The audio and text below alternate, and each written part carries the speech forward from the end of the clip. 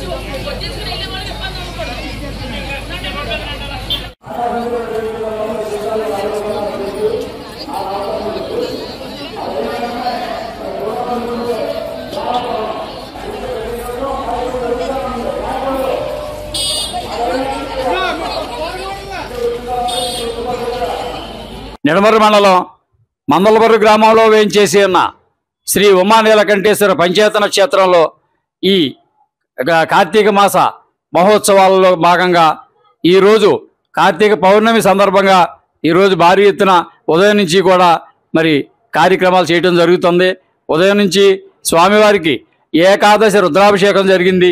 అలాగే 3 గంటల నుండి కూడా రుద్రహోమం, మహాగణపతి హోమం, లక్ష్మీనారాయణ హోమం, ఆంజనేయ హోమం, మృత్యుంజయ హోమాలు కూడా చేసి పూర్ణాహుతి చేయడం కూడా జరిగింది. అలాగే అటు పిమ్మట వెంటనే స్వామివారికి పంచహారతులు ఇవ్వడం జరిగింది. పంచహారతులు అయిన తర్వాత ఆకాశదీపం వెలిగించడం, అలాగే జ్వాలాతోరణం కూడా వెలిగించడం కూడా జరిగింది. ఆ కార్యక్రమం పూర్తయిన తర్వాత ఎప్పటిలాగే కోనేరు వద్ద 10,000 ప్రమిదలతో దీపాలంకరణ జరిగింది. అలాగే మరి కాశీ నుంచి వచ్చిన ఆ మహంతులతో మరి అక్కడ బ్రహ్మాండమైన హారతి కార్యక్రమం పూర్తి చేయడం జరిగింది. ఇప్పుడు కొద్ది నిమిషాల్లో మళ్ళీ జ్యోతిర్లింగార్చన కార్యక్రమం కూడా చేయడం జరిగింది. మరి ఒక్క రోజులో ఇన్ని కార్యక్రమాలు చేయటం అంటే చాలా అద్భుతంగా భక్తులందరూ భావిస్తున్నారు. ఇన్ని కార్యక్రమాలు ఎలా చేయగలుగుతున్నారు అనుకుంటున్నారు. మరి స్వామివారు అనుగ్రహంతో మా గ్రామస్తులందరూ ఎంతో కష్టపడి ఈ కార్యక్రమాన్ని రూపొందించి చాలా అద్భుతంగా ఈ కార్యక్రమాలు నిర్వర్తించడం జరుగుతుంది. అలాగే ఇంకా 2 సోమవారాలు ఉన్నాయి. ప్రతి సోమవారం కూడా ఇలాగే ప్రతి కార్యక్రమం కూడా ఉంటుంది. భక్తులందరూ ఇచ్చేసి ఈ కార్యక్రమంలో పాల్గొని మరి భగవంతుని కృపకు పాత్రలు కావాల్సిందిగా కోరుతున్నాం. అలాగే మరి భోజనం అంటే ఏర్పాటు చాలా భారీ ఎత్తున చేయడం జరిగింది. ఈ రోజున అభిషేకం 121 లీటర్ల ఒంగోలు ఆవు పాలతోటి అభిషేకం చేయడం జరిగింది స్వామివారికి. ఆ పాలని పానుమట్టం దగ్గర పట్టి ఆ పాలతోటి మరి పాయసం చేసి భక్తులందరికీ ప్రసాదంగా పంచిపెట్టడం జరిగింది. దీనికి ప్రతి భక్తులు కూడా ఆశ్చర్యపోతున్నారు. ఏమండి ఎక్కడా కూడా మరి ఈ చిన్న గ్రామంలో ఇంత భారీ ఎత్తున కార్యక్రమాలు చేసి అలాగే స్వామివారికి అభిషేకం చేసిన పాలతోటి మరి ప్రసాదం చేసి మాకు పెట్టారంటే మాకు ఇంతకంటే అదృష్టం ఏముందని అని చెప్పి ప్రతి ఒక్కరూ కూడా మరి ఎంతో ఆనందపడుతున్నారు. అలాగే మీరు అందరూ కూడా మరి ఉండే 2 సోమవారాలు కూడా ప్రతి ఒక్కరూ వచ్చి ఈ కార్యక్రమంలో పాల్గొని ఆ తీర్థప్రసాదాలు తీసుకోవాల్సిందిగా కోరుతున్నాం. ఈరోజు కార్తీక పౌర్ణమి సందర్భంగా మందలపర్రు గ్రామంలో వేయించేసి ఉన్న ఉమా నీలకంఠేశ్వర స్వామివారి దేవస్థానం నందు మరి అంగరంగ వైభవంగా కార్తీక పౌర్ణమి వేడుకలు జరిగాయి. మరి మనం శ్రీశైలంలో ఉన్నామనే భ్రాంతి కలిగించేలాగా మరి ఆలయ నిర్వాహకులు చాలా చక్కగా ఏర్పాట్లు చేశారు. అలాగే మనం ఎక్కడ కూడా చూడనటువంటి గంగాహారతి కూడా మరి ఒక కాశీలోనే సాధ్యం. అది మరి ఇక్కడ ఈ గ్రామంలో మరి చాలా బాగా గంగాహారతి కూడా ఏర్పాటు చేయటమైంది. అలాగే దేవస్థానంలో పంచహారతులు చాలా చక్కగా మరి వేలాది మంది భక్తులకి ఎటువంటి అసౌకర్యంగా కలగకుండా చక్కని భోజన వసతి ఏర్పాట్లు కూడా చేయటం జరిగింది. మరి చాలా మంది భక్తులు చాలా సంతోషంగా ఈరోజు కార్తీక పౌర్ణమి చక్కగా ఈ దేవస్థానాన్ని జరుపుకుని ఆ దేవదేవుని ఆశీస్సులు పొంది మరి చక్కగా భోజనం కూడా చేసి వెళ్ళటం అయింది. మరి ఈ ఏర్పాట్లు చేసిన యాజమాన్యం అందరికీ కూడా మా భక్తులందరి తరఫున కూడా హృదయపూర్వక నమస్కారాలు తెలియజేసుకుంటున్నాం. భీమవరం ఎస్ఆర్ కేర్ ఇంజనీరింగ్ కళాశాల ఇన్ఫర్మేషన్ టెక్నాలజీ డిపార్ట్మెంట్ కు చెందిన అసిస్టెంట్ ప్రొఫెసర్ బి తేజశ్రీ విజయవాడలోని కేఎల్ యూనివర్సిటీ నుండి డాక్టరేట్ పొందారని కళాశాల ప్రిన్సిపల్ డాక్టర్ కెవి మురళీకృష్ణరాజు చెప్పారు. బుధవారం కళాశాలలో జరిగిన ఒక ప్రత్యేక కార్యక్రమంలో డాక్టరేట్ అందుకున్న తేజశ్రీని కళాశాల సెక్రటరీ అండ్ కరెస్పాండెంట్ సాగి రామకృష్ణ నిశాంత్ వర్మ యాజమాన్యం తరపున ఘనంగా సత్కరించారు. ఈ సందర్భంగా డాక్టర్ తేజశ్రీ మాట్లాడుతూ KL university vice chancellor doctor G Parthasarathi Varma పర్యవేక్షణలో కో గైడ్ గా కళాశాల IT department senior professor doctor I Hemalatha పర్యవేక్షణలో an efficient meta heuristic optimization framework for mobile edge scheduling అనే అంశంపై తాను చేసిన పరిశోధనకు గాను కోనేరు లక్ష్మయ్య ఎడ్యుకేషన్ ఫౌండేషన్ వడ్డేశ్వరం వారు డాక్టరేట్ ప్రదానం చేశారని తేజశ్రీ పేర్కొన్నారు. ఈ సందర్భంగా కళాశాల director doctor M Jagapathiraju, principal doctor KV Muralikrishnaraju, IT senior professor doctor I Hemalatha, IT department head doctor P Ravikiran Varma మాట్లాడుతూ ఇటీవల కాలంలో యువ అధ్యాపకులు డాక్టరేట్ చేయడం వలన విద్యారంగానికి ఎంతో తోడ్పడుతుందని పేర్కొన్నారు. డాక్టరేట్ పొందిన ప్రొఫెసర్స్ కూడా తమ పరిశోధనలు ఆపకుండా కొనసాగిస్తూ మరికొందరికి మార్గదర్శకంగా నిలవాలని సూచించారు. On behalf of the management, we wholeheartedly congratulate Dr. P. Tejasri from the Department of IT for obtaining her PhD awarded by KL University. With this, the total count of PhDs in the IT department is around 17, and many faculty are nowadays registering their PhDs, which is a very good sign.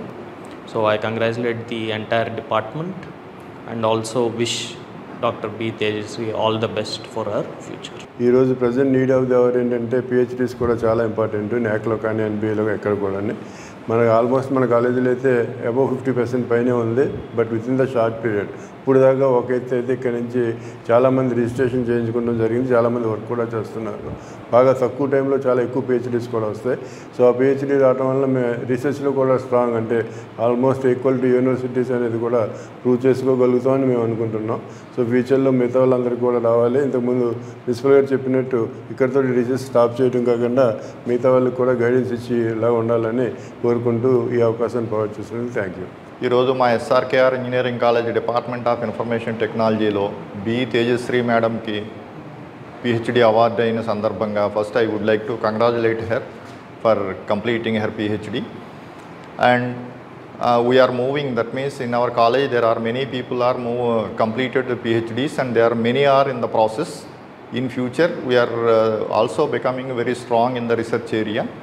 And I would like to advise the Tejasri and other faculty also not to stop at this point. You continue with the publications and other research projects so that their profile will be nice for themselves as well as the department for the college. And in this regard, I wish all the best to the assistant professor and all the faculty. Thank you very much. మా department assistant professor, IT డిపార్ట్మెంట్లో assistant professor doctor B Tejashri madam రీసెంట్గా KL యూనివర్సిటీలో PhD పట్టా పొందారండి. Mobile edge cloud computing, energy efficiency and scheduling efficiency డొమైన్లో swarm intelligence technologies use చేసి చాలా మంచి రీసెర్చ్ వర్క్ చేయడం జరిగింది. సో ఈ PhDకి మా ప్రొఫెసర్ గారు హేమలత మేడం కూడా ఒక కో-గైడ్ అండి. KL యూనివర్సిటీ నుంచి PhD పొందిన మా మేడం గారికి కంగ్రాచులేషన్స్ చెప్పుకుంటూ. B. Tejasri sir, currently working as an assistant professor in the Department of Information Technology sir. I have registered for my PhD degree in KL University sir. I have done my research work under the supervision of Dr. G.P. Saradi Varma Garu, Vice Chancellor and Professor, Computer Science Department, KL University, and my co-guide Dr. I. Hemlata Madam, Professor, Information Technology Department, sir. So my research work entitled An Efficient Meta-Heuristic Optimization Framework for Mobile Edge Cloud Scheduling, sir. So the major focus is on the task scheduling and energy efficiency, sir. So I have achieved this by taking a realistic simulation environment, and we worked for the progress of scheduling the task and also reducing the energy while we are implementing it in any kind of environments and further applications, sir. వందే మాత్రం గేయం రచించి 150 ఏళ్లు పూర్తవుతున్న సందర్భంగా శుక్రవారం ఉదయం 10 గంటలకు ప్రజలంతా సామూహికంగా వందే మాత్రం గేయం ఆలపించాలని ఇన్నర్ వీల్ క్లబ్ జిల్లా నాయకురాలు గంధం శ్రీదేవి కోరారు. శ్రీ విజ్ఞాన వేదిక ఆధ్వర్యంలో భీమవరం బ్యాంక్ కాలనీలోని బార్డోలీ స్కూల్ విద్యార్థులతో వందే మాత్రం 150 ఏళ్లు ర్యాలీ నిర్వహించారు. శ్రీదేవి మాట్లాడుతూ భారతమాతను గొప్పగా కీర్తించే అమోఘమైన గేయం వందే మాత్రమని, ఇది మన దేశ జాతీయ గేయమని అన్నారు. బంకిం చంద్ర చటర్జీ రాసిన వందే మాత్రం గీతానికి ఈ నెల 7వ తేదీతో 150 సంవత్సరాలు పూర్తవుతోందని అన్నారు. ఈ కార్యక్రమ నిర్వాహకులు చెరుకువ రంగసాయి మాట్లాడుతూ వందే మాతరం గీతం భారతీయులలో దేశభక్తిని, ఐక్యతను నింపుతుందని అన్నారు. అనంతరం విద్యార్థులకు స్వాతంత్ర్యోద్యమంలో వందే మాతరం నినాదం అనే అంశంపై పోటీలు నిర్వహించామని అన్నారు. ఈ కార్యక్రమంలో ఉపాధ్యాయులు, విద్యార్థులు పాల్గొన్నారు.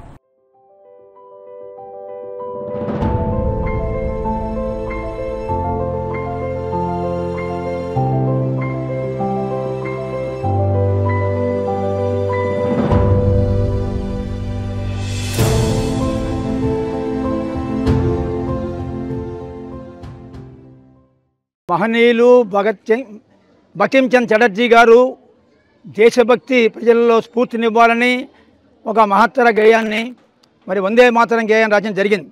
మరి ఆనాటి నుంచి ఈనాటి వరకు ఇంకో యుగం వరకు కూడా వందే మాతర గేయాన్ని జనగణమనని భారతీయులు మర్చిపోకుండా ప్రతి కార్యక్రమంలోనూ ముందు వెనుక నిర్వహిస్తూ ఉంటారు.